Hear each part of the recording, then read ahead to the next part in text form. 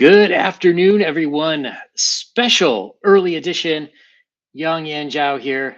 Forgot to turn off my camera. There we go. And today, extra special guest. We have the master of the mermaid. We have the indiest of the crons. Today, special guest, Pixel Trader. Hey, How's it going? good, good. Thank you for the intro. It's been an interesting year since we actually I guess it's been 2 years since we started this project, but man, it's been a lot of fun. But we're gosh, I don't even know where to start. We're- Well, let's start at the beginning. I remember you seeing your earlier stuff. You've been involved in the indie comic scene at least since I started paying attention, like 2017, 2018. And you had a great website, IndieCron. right. And one thing that makes me wonder, when sort of the current wave of indie comics really started off and people really eschewed the at least the big two, if not all of corporate comics, you could have done anything. A lot of people stuck with superheroes. You saw a big movement towards monsters, like there were a million werewolf books and vampire books and stuff. um, you guys, on the other hand, went back to the classics. So what was it that made you say, this mermaids with machine guns, that's the way to go? There was a pivotal moment right around. Actually, I posted a link in the private chat you can pull up, and Hmm. what had happened was uh, the new Disney movie, the live action movie, had just been announced, and people were reacting to the trailer. A lot of people were upset about the casting of the people, all that was going on. So it was trending, and I had been playing around with a little bit of AI just to see what it could do because I work in tech, and so my job is to evaluate technology and figure out how things are going. And so I was playing with some image generation stuff, and I came across uh, a specific one. I'm trying to think of the name of it now. I think it was Imagine, or anyway, it doesn't really matter. The core of it was though, I created this image. I wound up taking it into Photoshop, doctoring it up, and I wanted to see if I could just create a post that would kind of piss people off. I was just going to shit post a little bit.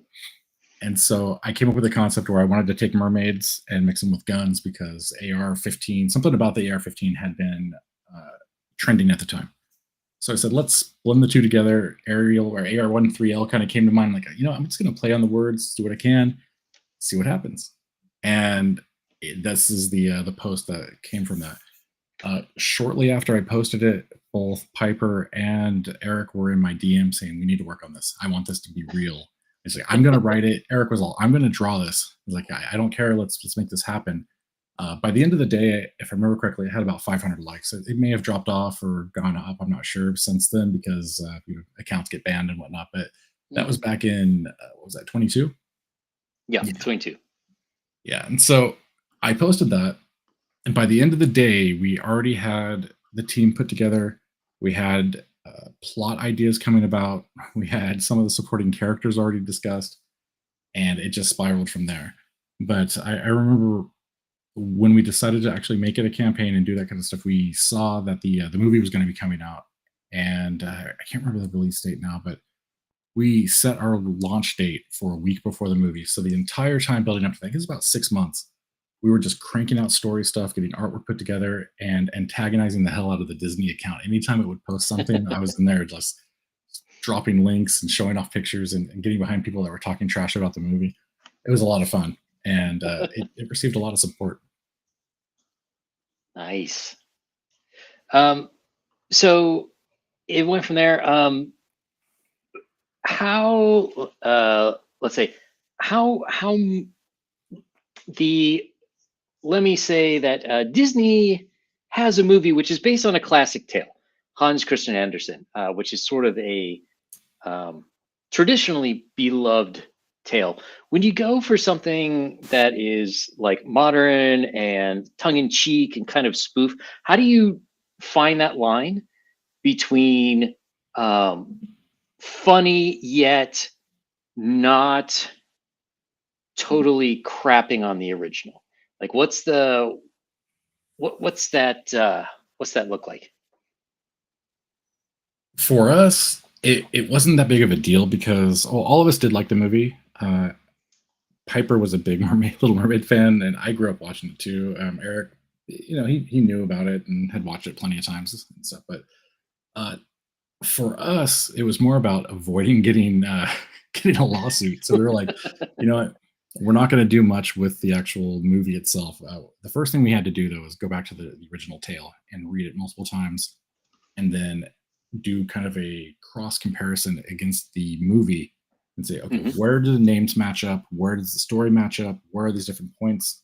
Where can we deviate so that we aren't infringing on anybody's copyright or whatnot? And the first Yeah. thing we found out was none of the names from the Disney movie exist in the comic. She's just called the Little Mermaid, and I believe he's just referenced as the prince. There's no Prince Eric. It's just the prince. Ah.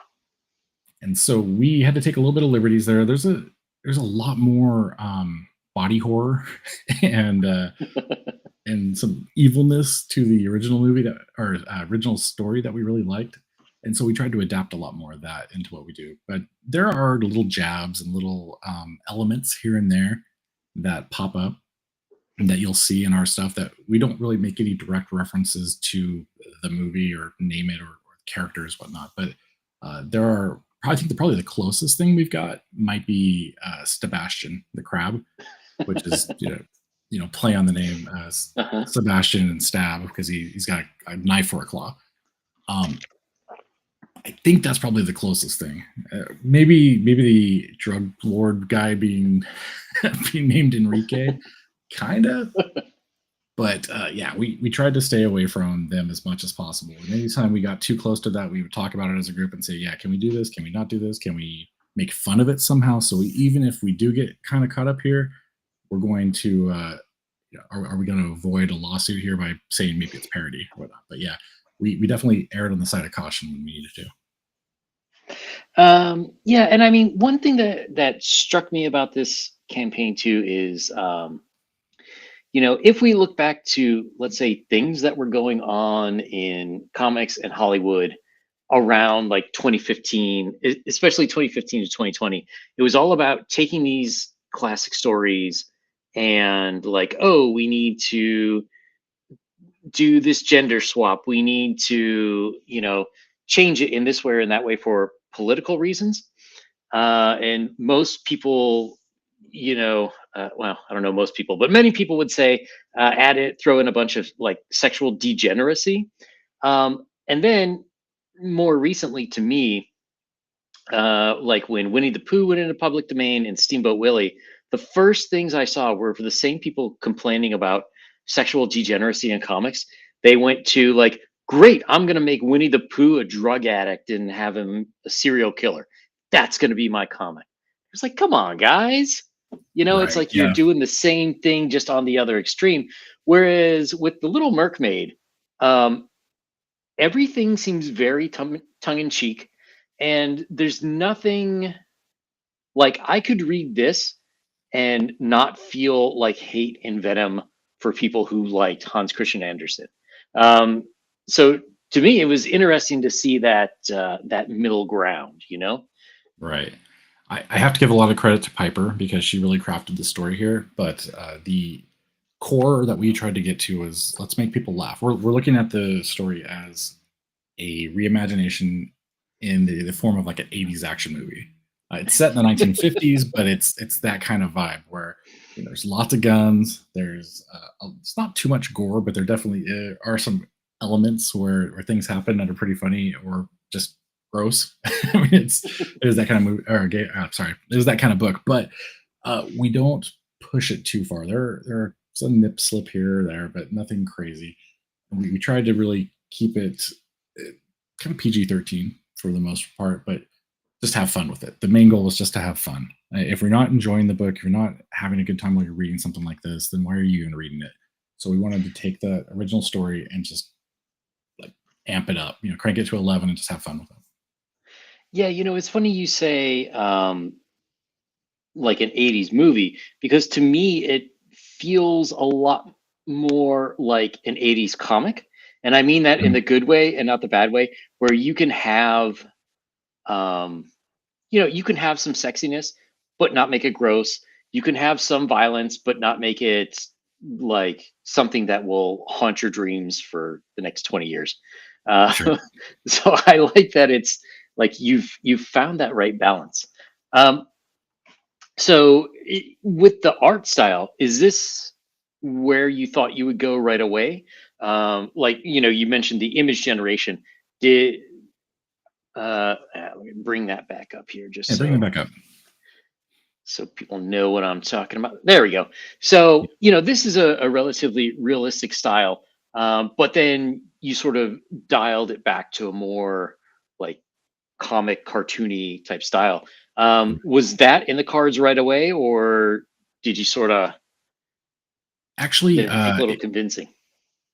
if you can pull up the mailing list page real quick, or actually, maybe even the Uh, FM or the FMC. Sorry, the FMC oh, campaign yep. is probably better judge real quick. There we go. Um, Scroll down. I think it's the bottom of the page. Well, there's two images, but yeah, all the way down to where we get to the full picture. There we go. Hold on. Scroll back up. Yeah, a little bit further. A little bit further. There we go. Good. This right Yeah. here. Okay. So first, well, there's another image too, which is the cover image from Eric, which is another indicator. But so originally we were looking at oh gosh, what is it? Red Sonia, black, white, and red, Hmm. and we were considering doing that with the book, where we were just going to be very limited palette. It was going to be kind of more. I don't want to say noir. That's not right, but it definitely had a darker feel to it. And when we did the test colors for that cover there for Eric, and then also the full test page, um, when we got this back, we looked at the colors on those and we go, we can't do this book in anything other than color because it just popped too much. We were like, we would be doing a disservice to the story by doing it black, white, and red. And so we decided Yeah. to push it up a notch. It actually forced us to make the story a little more vibrant and change up some of the tone. And I think we got a better book out of it because of it. Hmm. So you mentioned it's been 2 years in the making. Right. What would you say the toughest part was? It seemed like the ideas like just flowed pretty quickly. So you got to go from like, oh, it's a great idea to implementation to like Right. actually getting it out there. Fund my comic. What was the most difficult for you guys? I think and it's still a challenge that we've been working through, was just getting everybody's timelines figured out. Uh, Eric had a lot of work that he was working on. He was also trying to do this on the side. So he had to finish up contracts that he was on. Then he had some other stuff come in. Uh, so he tried to get all that figured out, but we couldn't figure out the timeline exactly. So we had made some initial promises on fulfillment that we just couldn't hit because we were way too optimistic on our timelines. Something like this, I would much rather have completed or at least have the line art done before we go into color and whatnot, before we Hmm. go into crowdfunding. But because the timeline was accelerated with the movie, we were betting on riding that wave of promotion with the movie itself. So we couldn't really delay the campaign any further. So we just had to go with it. And because of that, the timeline slipped. And then unfortunately, our original colorist that did the first couple of pages of the book, he started to fall behind. And then we kind of, I don't want to talk bad about him because he is a very good colorist. He just took on too much work. And Hmm. unfortunately, we fell to the wayside. And so Oh. we had to part ways with him. And so we picked up Big Boy Robo, who is awesome. He's actually gone back. We've replaced most of the pages that Federico had done work on, and he continues to color the book. We're about halfway through the book, but he's looking at being done about mid-May, maybe late May at the latest. But our Oh, very campaign, nice. the new campaign starts mid-May. It's going to run through mid-June. Once we get the final numbers for the campaign, we're actually going to go to print as soon as we have it. We should have the book pretty much ready to go by then. We're doing a lot of the revision work and like editorial adjustments and stuff on the fly. So as we're doing that, it's all kind of piecing together as we go, and then I'm doing lettering, and so it's been a really good process now. And I got to say, working with Robo and Eric directly we have a DM group that we're just dumping the art into and reviewing and immediately making changes and adjustments as we need, and it's flowing much better than the old process that we had with Federico.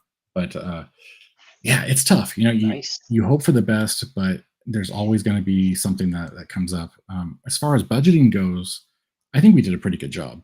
I actually had developed a calculator for campaign funding that was in the process of being built as we were building out this campaign. So I kind of used the numbers that I had in my head from that to build this out.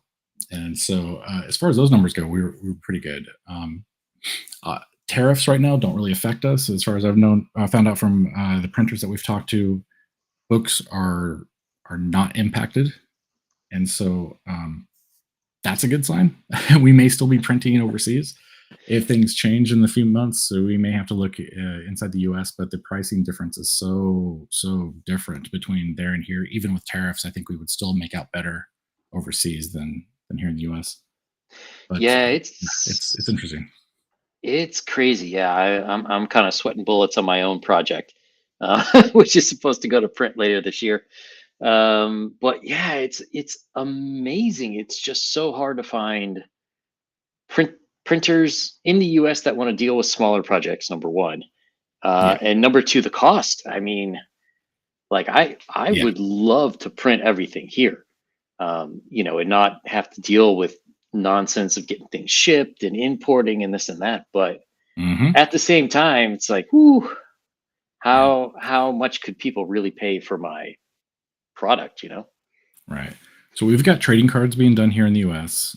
We have our bookmarks, metal trading card, uh, the shirts. The standees were actually done over in China, but a lot of the stuff was done here in the U.S. Even our patches were done here in the U.S. So there's a mix of stuff coming from both sides of the pond. But the books, yeah, I mean, we're looking at almost a 4x, 5x charge increase here in the US versus what we're getting Yeah. overseas. And I can't justify that.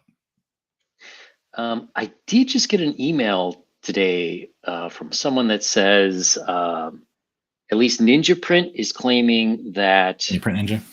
or Print Ninja, sorry, yeah, that their books, the 145% tariffs don't cover books, but Yeah. I think it's the 10% tariffs do. Right. But they So said they were actually absorbing those for their customers, at least initially. yeah, So yeah, so I've been watching. hopefully this is the part of making independent comics and independent books that people on the outside don't see. They're making sausage where it's like it's not the work, it's not the subject. It's like I did everything right and I can't control like these 8 factors which might sink me. Yeah. Yeah, there's only so much you can control, and even just natural disasters and issues that you may run Yep. into once you get everything. I mean, you can have a pipe burst. There could be God knows what could happen, and then you got to start from scratch. But you hope for the best, you plan for the worst, and hopefully you wind up somewhere in the middle. Definitely. So just getting back to this image for a second. So you mentioned that you were playing around with image generation. Just to clarify for anyone interested, the book itself is all hand drawn, right? It's all hand drawn. And actually, Okay. I made I know I've made many posts about it, but just for the record, there is no AI generated work inside the book itself or any of the subsequent materials. The only time an AI generated image shows up in a book, it will be the art of book that we are looking at possibly doing. It's going to be a stretch goal for the Kickstarter. It'll be a digital only book, and everybody from FMC will also get that if it gets unlocked on the Kickstarter. But Nice. it's purely to show how the process of the book was developed. So it starts with this image. Actually, I even have the original image that this came from, which it has a really messed up gun. Her hair is black. It's just a full black and white image. I cleaned up some of the face. I cleaned up some of the background. I added the temporary logo at the time because I didn't even know if this was going to become something, and just did a fake mock-up of the whole thing just to try to get people's attention, and it worked. But But yeah, AI is not in the book anywhere except for that one possible image if we do that art of book. But yeah, nothing in the main book. Yeah, that makes sense. That makes sense. Yeah, Um, my stance on AI has been I feel that it's okay as a idea generation iteration tool to be able to bounce ideas off or try to convey something to someone, but mhm. it should never be the final product. If you can't create that yourself, you shouldn't be selling that type of thing to somebody else. So even this image right here, because people loved it on the Fund My Comic campaign, we have a image that's based on that, which we used for the cover that was exclusive to Fund My Comic. It was done by Eric Niedoltowski as an homage to where the thing started. And yeah, it's right there. I think you can actually click on that; it'll go full screen, or it'll be a larger picture. Nope. Maybe not. I I'll didn't zoom in a click. little bit there. Yeah. So it has the same feel, but obviously it's done in his style. He's a very 90s oriented artist, which was perfect for what we were going for here. And yeah, he pulled it off perfectly. Where do you think the industry is going to go with AI? I mean, I see. I don't know. I hate to say, you hate to think that like Marvel and DC and Dark Horse and those guys are going to go AI, but at least for the big two, at some point they're going to say we're not making money. We got to cut expenses, and it's going to be artists. Do you think that that's what's going to happen, or I think it's already happening. It may not be with the art necessarily, but I do think it's falling into backgrounds. I think that reference stuff is being pulled from AI, and hmm, I think reference images being pulled from AI is not necessarily a bad thing, but mhm, integrated into the backgrounds and stuff like that, I think that's where you kind of fall into a gray area. Uh, yeah, I know Disney has been experimenting with AI across their organization, just from people I know there. But as far as putting AI stuff into books, I mean, you're already seeing Kickstarters and stuff doing that. I'm sure the companies are talking about it, experimenting with it, and trying to find ways to do it. Well, heck, Marvel has used AI already. They used it for the oh yeah, that opening Secret credits Wars. for Secret Wars. Yeah, so Oh, they're looking at it. Obviously, they're going to try to implement it in different ways wherever they can. So I can't say it's not going to happen. I have a pretty strong inclination that it's going to, but I would hope that traditional artists and stuff will continue to have a job doing what they love, but it may not be in the big two. yeah, yeah. That's I don't know. We live at such weird times. Um, I kind of feel like I don't know. Disney would be the one company that I wouldn't be as upset because they paid for the art. They own the art. If they're sampling their own stuff to generate images, I don't have as large a moral problem with that.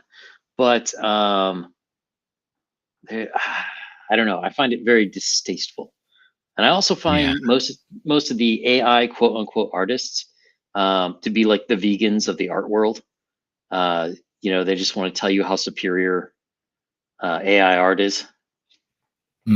Yeah, yeah. I feel that one deep in the soul there. Uh, yeah. So Disney taking, I mean, God, they have such a vast library of work. Yeah. I'm sure they've trained their internal models on it.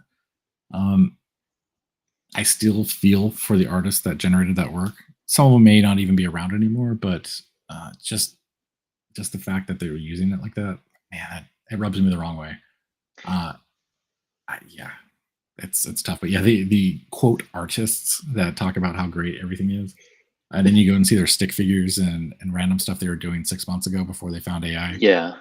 Yeah, yeah, that's sad. Well, I mean, to me, the bigger problem is most of the stuff sucks. Like, I'm sure you saw when the Studio Ghibli filter came out a few weeks ago, and Mhm. somebody did like, "Here's the Lord of the Rings," like Studio Ghibli, and to me, it looked like the YouTube channel how it should have ended. Right. Um, yeah, so if anybody hasn't seen that, go. They do like spoofs of movies, and they got to get it out quick. They'll do it. Their YouTube thing will be out like a week after the movie comes out, Yeah. and it's just like terrible animation but hilarious concepts. Um, I don't think that's what the Studio Ghibli filter people thought they were doing, Yeah.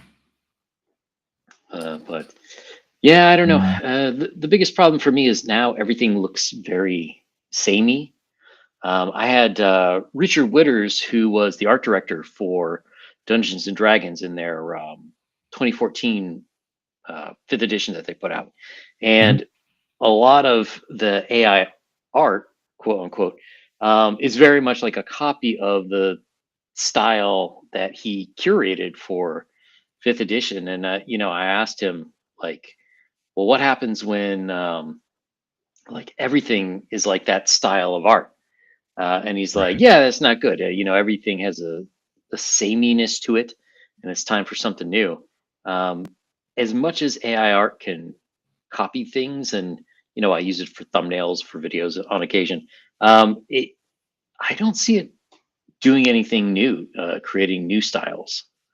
No. Uh, do you think we're going to get to a point where everything, at least corporate, sort of looks the same, and you have to go indies if you want something a little bit original? I think there's always going to be a period where things shift and adoption of certain technologies become. You look at all the different styles. Everybody kind of leans one way because it's the hot new thing. They go like that for a while, then everybody looks the same. Like all the brands that had their rounded off logos and lowercase lettering for everything, they all Hmm. started to kind of shift away from that because they all started to look exactly the same. Colors were all the same, logo branding, everything just looked the same. And then they start to redo something else. Somebody does something cool, and they're like, "Oh, let's go do that," and then they chase that for a while. I don't think that's ever going to change, but one can hope that at least the more creative agencies and stuff will take that and try to innovate and do what they can. But yeah, I look at everything I see with AI, aside from a few things here and there that obviously had some kind of hand in them where it was very finely pushed. Like I know Hmm. there's ways you can go in, you can highlight a certain area and just iterate over and over and over again until you get it to look the way you want, until you do that throughout the entire picture. Uh, Stuff like that I've seen start to approach a level that it's fairly indistinguishable from what a normal artist could do, but it's still a lot of times it lacks that life that you Yeah. see in certain pieces. There's just a certain level of perfection, or in some cases imperfection, that shouldn't be there, that just throws everything off, especially like straight lines that just go nowhere or deviate, or just random uh, like folds and clothing and stuff that shouldn't be there. There's little hints that just make your mind go, no, that's not right. And the more you look at it, the more it hurts your head. Yeah, it's tough. I can sit here and speculate all day long. I really don't know how it's going to go, but I know how I want it to go, and it's nowhere near that. I don't want it to be like that. Yeah. Well, I think at the end of the day, one of the biggest problems is that a lot of AI, quote unquote, art looks crappy because the Mhm. people who are pushing it, coming up with the prompts and whatnot, they don't really understand art to begin with. They didn't put the time in to study composition and color theory 100%. and, studying masters and sort of like re recontextualizing that into their own style. So therefore, when they make these images, they're like, oh, this is great, but anybody who looks at it for 5 seconds and be like, no, this is wrong, that's wrong, why are there six fingers, Mhm. just stuff like that. I could Yeah. see it being a tool for people who already could do work, but for the average, I mean, to me it's like PowerPoint. um, so I Right. used to teach design classes at the at universities, and if you go back to before Microsoft created PowerPoint, corporate presentations were some of the biggest money makers for graphic designers.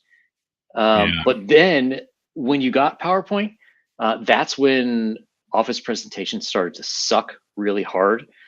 Because yes, people were able to put words and pictures up on a screen, but they didn't really understand how to do it in a way that made them visually interesting and the information easy to digest. I mean, they Right. even blame the what was that? Was it the Columbia space shuttle in 2003 that broke up? They said it did that they Mm. blamed it on a bad PowerPoint because they couldn't distinguish, like, oh, this part where it actually says that shuttle might break up was actually an important thing. Oh man. Oh Um, yeah, yeah. It's gosh, man, PowerPoint. It's funny. I actually had to put together a PowerPoint. So I'm side note because this is completely jumping away from our conversation, but I'm finishing up a degree right now. Something I oh, went back to school about 2 years ago to get my degree finally, and nice. I was in a class just last week. I just finished it, which was a technical communications class. Which my final product or project for that class was a PowerPoint presentation, and then I had to record myself giving a speech based on that presentation. And God, I hate PowerPoint so much. It just getting PTSD thinking about it. But it's just so funny that the tool is still around doing what it does. There's a lot of new ones out there that work better and still have really cool visuals and can do it, but it Mhm. hasn't been so widely adopted just because Microsoft is a corporate name. Yeah, yeah, and I think the other thing is, knowing how to design well, how to draw well, how to write well. Those are all Mm. skills. Like, the average person can do all of those things, just not well. Yeah, And and it's once you put a little study into those things, it's really obvious what's wrong and what works better. Like, I always tell people, like, go watch one of the old Steve Jobs Apple presentations. Like, you want good presentation and good like PowerPoint design, go watch that. And versus like trying to cram every single word onto a page, onto your yeah, screen. yeah, yeah. They should just highlight what you're talking about. And look, gosh, so many times I'll see a PowerPoint come through and it's got five different fonts in it, colors all over the Yeah. place, alignment is janky across pages and stuff. Oh man, it And I just kills me. start getting agitated and, like, start hating Right. the presenter, no matter what it's about. Yep. But getting on to slightly different topics. So the Little Mermaid, Fund My Comic. I noticed big sales on there. It seems to be more and more popular a choice. How would you say Fund My Comic using it has been for you versus, like, I know you're about to do a Kickstarter, but did you have any thoughts to using Indiegogo, and how exactly has an indie crowdfunding campaign sort of like complemented your own indie book? So stepping back from the work that I did with IndieCron, I got pretty familiar with both platforms, Indiegogo and Kickstarter. Uh, Indiegogo was at the time a lot more friendly as far as providing access to their data. So they have a Hmm. full on API and stuff I could reach out to and pull. Kickstarter was a lot more hostile. You had to, they wouldn't even give me access to their API. I wound up having to hack a way around their stuff using some obscure ways to get the information. But uh, yeah, so I was looking at it, just full disclosure, with Fund My Comic, I was there from the very beginning of its inception. When Luke was first looking at leaving Indiegogo and doing his own crowdfunding thing, he had planned on building his own website for himself. And as that took shape, we realized this DM group that we're all in realized that it could be beneficial to more than just him. And through our discussions about it, he's like, "Yeah, maybe I should try to open this up to other people." And so he did. And one of those things through that process is my job is as a software engineer. Uh, I'm well versed in IT and technical matters like that. So I came on to be a technical advisor for FMC. I also am an admin on the site. I don't get paid for it; it's fully volunteer. The only thing I benefit from is that my campaign gets a little bit lower of a campaign fee because I'm also an ambassador for the site as well. But I came on, helped kind of guide that, found a lot of bugs, we fixed a lot of stuff. Uh, FMC is in its infancy. One of the things that people don't really consider is that Kickstarter in its current form, even Indiegogo in its current form, have had about a decade or more to grow and evolve into what they are now. FMC has been around for 2 years. This March, I think, Mhm. is when it launched, or maybe February. It's barely got off the ground. It's still learning. There's hiccups and things. There are certain features and things that are missing from FMC, and that was one of the reasons why we decided to step out of FMC for this new campaign. Uh, I particularly don't like Indiegogo anymore because of the way they treated people over the shadow banning and some of the blocking and stuff. I know Kickstarter is guilty of a lot of that, but at least they're upfront and they actually tell you, "No, we're kicking you off the platform. You don't conform with what we want." Indiegogo was a lot more quiet about it and sneaky about it and started hiding campaigns. And so, from that point of view, we're like, we want to go outside of FMC. We want to try to find another audience. We're actually expanding our marketing far beyond just Twitter and stuff as well, X now, and we're trying to get a whole different audience onto that site. And there's some people that don't even know that FMC exists, but browse, comic campaigns. There is still a marketing side that's built into to Kickstarter, and the main thing about FMC versus any of the other platforms is that you have to bring your audience to FMC. They don't have the Yeah. traffic right now. We had over 400 names on our mailing list by the time we launched. So we knew even if we got like half that, we knew we were going to be in a pretty good position once we funded. So um, it's just one of those things. If people go to FMC thinking they're just going to throw something up there and fund, it's not going to happen. You have to put in the work and push, push, push, push, push to get those numbers up and get people aware of the site and have them so excited about it that they're willing to share it everywhere. Otherwise, you're not going to see the numbers you want to see. So that's one of the big things there. Yeah. Although, having really watched this stuff for what I guess the last 7 years now, that's something that I also think about Indiegogo. Like I think most, even um, a large successful campaign on Indiegogo, they could probably count on one hand the number of people who found them through Indiegogo. Like you just Yeah, had to bring your own crowd. Kickstarter's a little different. Kickstarter, there definitely are people who will randomly go through comics and games and whatnot, and be like, "Oh, I'll back this, I'll back that." right. Um, but yeah, I'm hoping. I talked to Luke.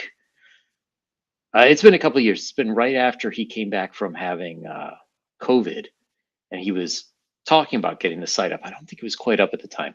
Um, No, he wasn't yet. Yeah. but Mhm. to me, this like a site that is actually going to, if they allow your project on, it's going to stay on. They're not kicking people off for political reasons. Like Right. that's pretty interesting. Here we have Patty's Parlor Games. So Patty does a lot of he does a lot of artwork for like tabletop role playing game stuff. He has his own modules that he puts out, and he does work for other people. And to me, I don't know if Luke's interested, but there's been a recent kerfuffle in the independent gaming market, and it would be interesting to see some people go over there um, to for gaming for Fun My Comics. Even though it's a little different audience, it's still a pretty similar concept, I think. Yeah. Yeah. I know he was looking at expanding it. He also has a sister site that's based on the same tech. That's more for crowdfunding different things, but he Oh, hasn't really invested much time in it, and it's still kind of in its infancy. So I don't know what the exact details are over there. You'd probably have to hit up Luke for that. But I know he's allowed novels and things onto FMC. I'm sure games would be allowed if people hmm wanted to come over there. Um, yeah, the it's funny because being an admin, I see some of the stuff that comes across where we have to discuss it as a team when certain things come across the line. And every so often there'll be a request to take something down or to complain that a certain campaign is up. hmm And it's always fun to see those emails and then see Luke's response shortly thereafter because he's like, piss off, basically. Like, unless you have a valid legal standing to take something down, he is not going to do anything about it. He'll just discard whatever you throw his way. He doesn't care. He's like, we are grown ups. We don't have time for this shit. And let's move on. So I'm like, all right, I appreciate that. Nice. which is, especially funny when you consider Luke is or was a minister. Yeah, yeah.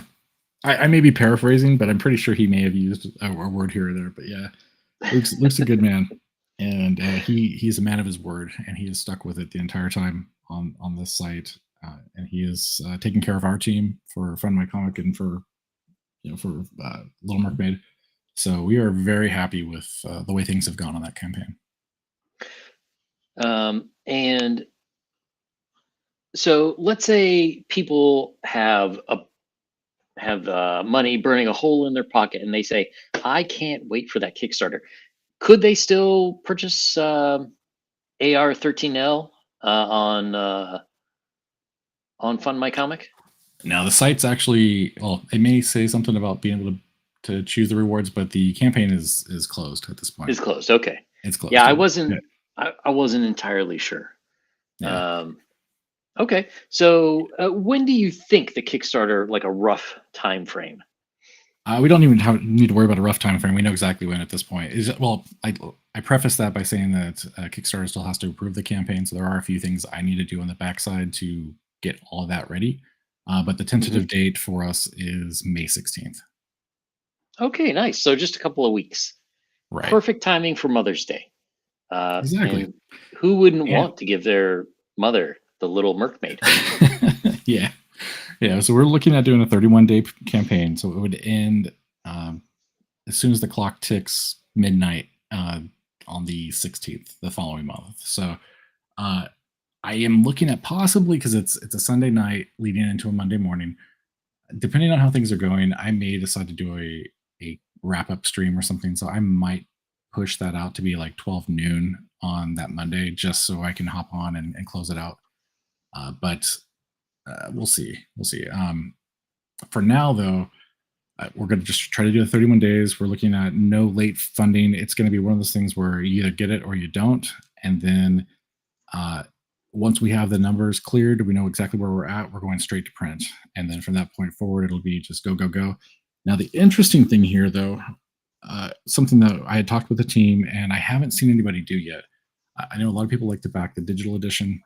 Mhm. And what I'm going to offer people is once we do digital fulfillment, from the point where we do that, which would be about a week after the campaign, the Kickstarter closes, up until the point that we start doing fulfillment, we are going to offer the digital backers the opportunity to upgrade their backing to a physical edition. So if they wanted to come in and say, "Hey, I love the book so much, I want to get a copy of it in physical form," we will honor the $5 or however much. I can't remember how much we charged for it here. You have to take a look. I think it was $5. But we will honor the amount that you put into this as a discount toward the physical edition, and you can back the physical edition. Now, stretch goals and things may not be available because that stuff is going to be ordered already, and we can't take that into consideration that people may want the physical. But if they do want the physical edition, we're going to offer that discounted rate, and they would just get it through. I'm not sure exactly where yet, but we'll use a discount code. They can get the book, and that'll be part of their fulfillment. Hmm. Okay. Um, and so do you have a sort of a rough idea of when people might start getting books in their hands? It's going to depend on where we print and the tariffs and everything else too. Which if right now Yeah. they don't apply, like I said, we're hoping to be able to go to print as soon as the funds close or are dispersed from Kickstarter. So we'll get our final numbers, be able to do all that, and then contact our print partner and say go. And then it's on them for the amount of time it takes to print the books and then ship those here. Now, if it's in the US, our timeline may be accelerated, but if it's overseas, it takes typically 2 months approximately for the books to get here. Now, it could be delayed with different stuff. I don't know yet. We'll have to play that by ear, but the goal is September to take that to there. I just saw Patty had asked if we used FMC and so use FMC and Kickstarter. Yeah, so Mhm. we're launching a Kickstarter. We did our first campaign on FMC, but we are looking to do a last chance with an extra cover that's only exclusive to Kickstarter, and just to try to back a little bit more. And we had a lot of people that came to us afterwards and said, "Hey, I'd really like to back your campaign. Can I still get it?" We're like, "Well, no, but we have something last chance coming." And so we're going to give people an extra 30 days, 31 days to be able to back us. Nice. So once this is done, once this is out the door, what's next? Will there be a Little Mermaid 2? That's a good question. We don't know yet. Uh, some of it's going to depend on how the campaign wraps up, kind of like how much we have left over by the time we fulfill and everything. We're good right now, but you never know. We have plenty of story to tell to continue where we're at. We have actually part of the FMC campaign, and I think we're going to extend this to the Kickstarter as well. We did a second book. It's called Cocaine Shark, and it's about 18 Nice. pages, I think. It's so the inside of Little Mermaid, there is a shark in there that's addicted to cocaine. He's controlled by the sea witch, and you'll get to see how he's controlled and what he does.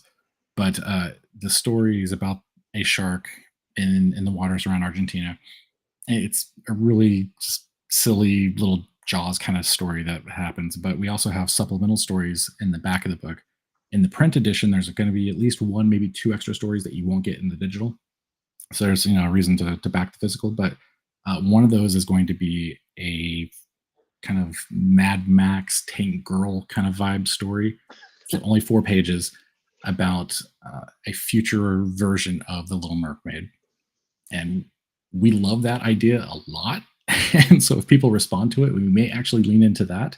Uh, as far as other plans, I have an idea for a Sebastian Stuffy. I actually had one made, so it's like a he's huge, but we had a Sebastian Stuffy made.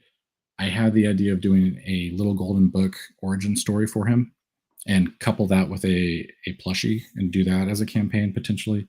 There's a few things that we've been batting around, but it's going to depend on what our readers like. So for now, we're saying we have the stories, we have the ideas. We could do another book. We want to see what the response is to what we give everybody, and then if there's demand for it, we will consider doing an extra campaign. Very cool. Um, do you have anything outside of fish people that you would be interested in doing yourself with the team or by yourself? I have multiple stories that I've been working on. I think the biggest one that people have been telling me I need to get out there as soon as possible is Critical Snail, which is a sci-fi story about a snail that has a cybernetic shell and an extra arms that he can sprout, kind of like a Inspector Gadget style Oh, very cool. technology in his shell.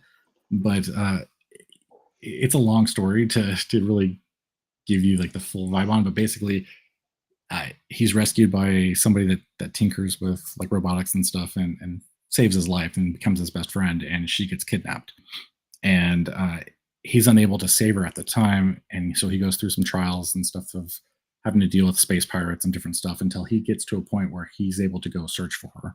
And so it's a whole story about him trying to rescue her and go from there. And it's a fun story. There's that. I also have I have another like sci-fi superhero kind of thing about well, it started as a guy. It may be a girl by the time it's done, but somebody that's kind of down on their luck, doesn't really do a whole lot of stuff, no ambition in life, uh, but winds up acquiring powers through just really weird means. And so the whole story revolves around how that person is learning how to use their powers while also making the messes and stuff that normally have to be cleaned up. But that person is also part of the cleanup crew that has to go and clean up all this stuff from it kind of feeds itself, but it's a fun story. One's called Collateral Damage as the working title. So Hmm. there's a few things out there. Really, it's mostly about time for me. I just don't have the time to do a lot of stuff. I've got kids, I've got work, I've got School. school, Yeah. I've got Merkmaid. So I'm trying to balance everything out as best I can, and eventually I'll get to it. But yeah, it's tough. It's a balancing act. I can imagine. And one sort of final thing. So you were the brains behind Indicron, which at one point was one of the best trackers of independent comics. Like we were talking. Let me see. Strange Pages before said late funding is always confusing. Well, all crowdfunding is kind of confusing because nothing is on a regular schedule. And is it on this site? Is it on that site? Indicron was a Yeah. fantastic central place um, to see what was going on where, which has been shuttered for a little while now. Do you think that there will be a resurrection for Indicron, or has that need sort of gone away? I think early on it was very necessary, but there were other sites that stepped up to kind of carry its torch. So originally, back in 2018, when I first kind of came into the scene and was learning about everything that was going on, Edwin Boyette, John Delarose, and I think even that Umbrella guy had kind of worked together to come up with a spreadsheet, and they were tracking I think about 10 or so campaigns, and they were boomering it up because they were having to manually manage all this stuff, and it was a mess. And I got the blessing from Edwin and John to try to automate it, and that's part of my work. I automate things. I make stuff work on its own. And so the first thing I did was have it just go out to Indiegogo and pull numbers and update a list every, I think it was about 15 minutes. And it was a major shift as far as tracking goes because now that all that effort to keep that up to date was gone, and so all they had to do was worry about just promoting stuff. Hmm. And it went like that for I think it launched in like August of 2018. I did a redesign of it in I think it launched October 31st, actually, Halloween. For some reason, that stuck in my head, 2018, and then we did a major overhaul to it. I say we because I had two people that were helping me promote at the time, but I was doing all the work behind the scenes, which is kind of funny. So like, they were the faces of it, but I was actually doing all the work. Hmm. Um, I think it was around February of 2019 that the new design for the like profiles and the campaign profiles and all that stuff, and so there was a bunch of extra tracking details and stuff came in. Shortly after that, I had Kickstarter starter tracking that was added to it, and it just kind of grew and grew. But it became a burden because there was a manual approval process for the whole thing, and I had to actually do data entry for every campaign because I didn't want people just coming in and dropping their campaigns in. I Right. wanted to meet the creators. I wanted to make sure their campaigns were in, you know, were good campaigns that weren't going to like just be a mess or whatever. And eventually we started letting more and more people on, but it was kind of a quality control thing. And then at one point it was CG only, and then we kind of reopened it to everybody. So it just went through a lot of iterations, and then eventually Creator Go, I think Nod Saibot, I think that's how you say his name. I think he's the one behind that. But the Creator Go came out. It's a fantastic site. Doesn't quite have or didn't quite have all the features that we had, but the tracking was very nice on it. And it just became apparent that the site wasn't needed nearly as much. I still helped a lot of campaigns. I think it was God, man, it was hundreds of thousands of dollars in referrals that the campaign did for, or that the site did for campaigns, and that were tracked. And so there were cases where Indicron had driven upwards of 20 to 30% of campaign traffic Wow. for campaigns back in the day. Um, yeah, it's just one of those things that it served its purpose, but as people started moving into their own websites and started using different platforms, it became apparent that that was going to continue to grow and become even harder to keep track of. Not to mention, Kickstarter kept changing the way that they authenticated stuff, that I was constantly having to like rehack the site to be able to get the data. So it was just an ongoing fight, and I just got really really kind of tired of it, especially once we got to the point where we were going to do our own campaign here. Uh, Something had to give. It Yeah. was either do marketing for Merkmaid or keep maintaining the website. And I just finally said I can't do it anymore. Traffic was down low enough where I didn't think it was making that big of a difference. I knew there were people still coming to me saying, "Hey, we'd love you to put our stuff on there." And I just finally said I can't do it anymore. Good luck with your campaign. I'll help promote you through whatever ways I can, but my portion of this contribution is done at this time. But like I said, we helped a ton of campaigns, and there was a lot of money that was earned. I benefited. I have a number of pages and things that are prizes and stuff that I won from campaigns because of the referral tracking and whatnot. I was Hmm. one of the biggest referrers for a lot of the campaigns, and so I got little benefits here and there, which was nice. But yeah, it was just time. Hmm. Um, so, speaking of CG, like back in the day, CG felt like a very cohesive movement, and maybe that's because there weren't really that many books back 7 years ago, and then of course different factional splits and whatnot. It seems to me these days that there's not really the same kind of push and emphasis on indie comics overall. Do you feel that way? And what do you think needs to happen to get people really excited again about indies overall? It's kind of a minefield of a question, but Yeah. I'll try to navigate it as best I can. Um, there are a lot of factors. Uh, I think in the early days, there wasn't as much about the business side of it. It was all about creating and having fun. Hmm. And unfortunately, there were things that happened that people ran with money, stuff fell apart, some feelings Yeah. got hurt, people tried to form companies that didn't work out.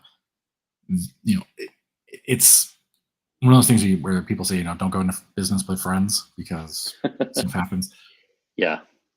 A lot of stuff happened over the years, and so you see splintering of factions. You see people go their own way. You see feelings get hurt, and in the end, it has shifted. I can't say it hasn't. There's definitely a vibe that isn't like it used to be. But at the same time, back then there was a lot more that, and I don't see this anymore. A lot more external pushback towards CG. There was a lot of like the whole SJW thing. I mean, Yeah. Rentmas was in the scene. There was, gosh, I can't even remember the names of the people now because they just don't exist anymore, or at least Yeah. aren't in our circles anymore, causing trouble. Those outside influences causing all that kind of trouble and stuff kind of vanished. And when you build a platform around attacking an outside source or defending against an outside source and that goes away, what do you do at that point? And I'll leave that to speculation, but the vibe changed, and Yeah. it happens. It's life. People go their own way, and a lot of quote movements don't last more than a couple of years anyway.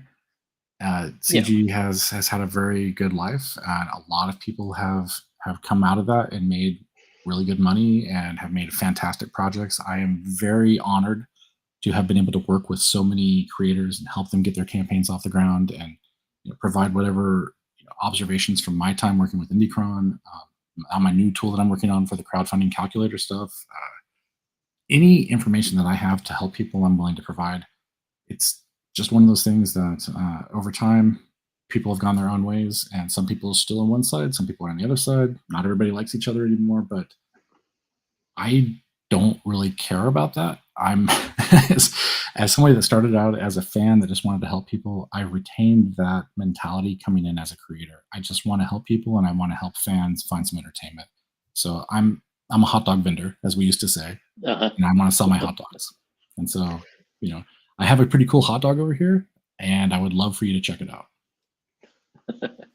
Yeah. So if you're into uh, a comic style that is a bit tongue in cheek, cartoony, and very much in line with, let's say, comics before 2015, this might be the book for you, especially if you got something for aquatic features.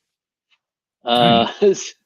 So if you're checking us out on YouTube, there is a pinned comment with how to find this page, which is a link from littlemerkmade.com, which will give you, you can go and sign up for the Kickstarter campaign and check out all the cool merch they're going to have, the different covers. Yeah. If you're on X, I put a link in the chat there, and I believe I did in Rumble as well. So yeah, go check out the book. It looks like a lot of fun. Hopefully, we'll get to see a sequel at some point. Yeah, it's likely. I mean, people have definitely asked about it. I really want to get the book out for people to see first, and then depend on on what goes from there. If people like it and they really really want it, let us know, please, and we'll take a look at making it something pretty awesome. Like, tons of stories are still available. There's lots of ways we could take this thing. I really don't know where we're going to go with it yet, but I do know that Eric and Piper and I have a lot of backlog that we had to trim out of the story just to make it fit. Actually, the initial plan was to have it be 48 pages, and Piper was like, "There is no way I'm going to get this thing to 48 pages. We have to get at least 60." So we're like, "Okay, fine. That's going to be one of our stretch goals. You will get your 60 pages if we hit this amount." And sure enough, we hit it, and we went beyond it. And so she got her 60 pages, and then we wound up making it a little bit longer because we expanded 2 major scenes to be double page splashes. And so it's 62 That's pages awesome. at this point. Yeah. Yeah, I personally am definitely more a fan of larger books. Mhm. Especially when I completely understand the saying that just get out a 48-page book. Um, but I think sort of the landscape has sort of changed a bit from those days, and I don't know. I just feel like more is often better. I totally agree. We knew we had enough backing and support, I think, or sorry, we knew we had enough people telling us that they wanted to see something that we could get away with one story. So right off the bat, we said, let's do this self-contained. We don't need to worry about doing a bunch of floppies. Let's just do a one-shot, full, complete story that has the ability to open up, but you know, don't have any preconceived notions of sequels or anything. Let's just get the story in there and leave breadcrumbs if we want to approach it in the future. And so that's what we did. And from start to finish, it's go go go. There's a lot of action. There's a lot of fun stuff that's happening.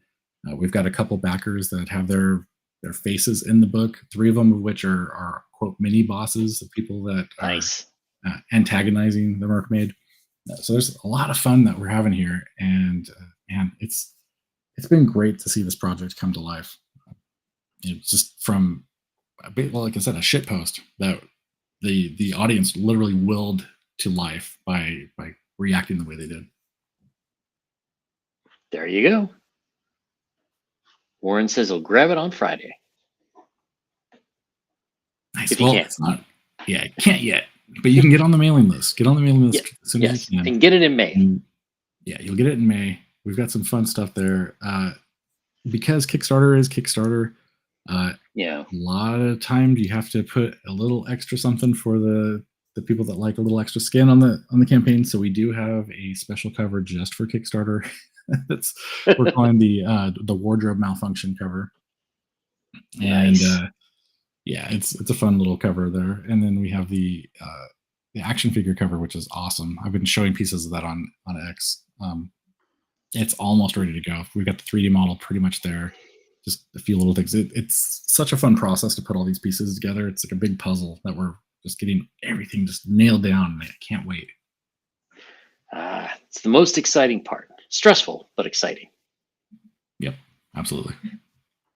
All right, everyone. Well, this Saturday, I will be on the Nerd Council of Doom.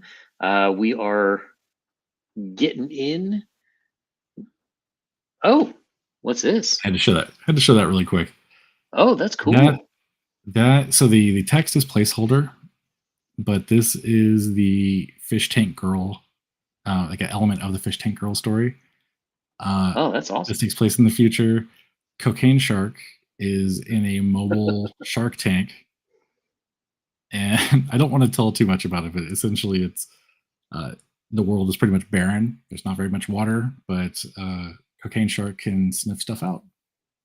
Awesome. Will he have electrical powers? No electrical powers. No He's electrical. just there. Okay. Yeah, no. He's just there to be their bloodhound, essentially. Very cool. Yeah. So everyone, Nerd Council of Doom on the Nerd Council of Doom channel this Saturday. Next week, Thursday, I have the T-shirt historian and maybe a special guest. Pixel Trader, thank you for coming. It was great having you, and hopefully we'll have you back on before too long. And good luck with Kickstarter. It can be an interesting journey over there. Yeah, yeah, we're hoping for the best. Like I said, hope for the best, plan for the worst, and hopefully you'll find yourself somewhere in the middle. And that's good for us right now. We've got something fun to share, and we hope that Kickstarter will let us do it. Awesome. All right. Good evening, everyone, and hopefully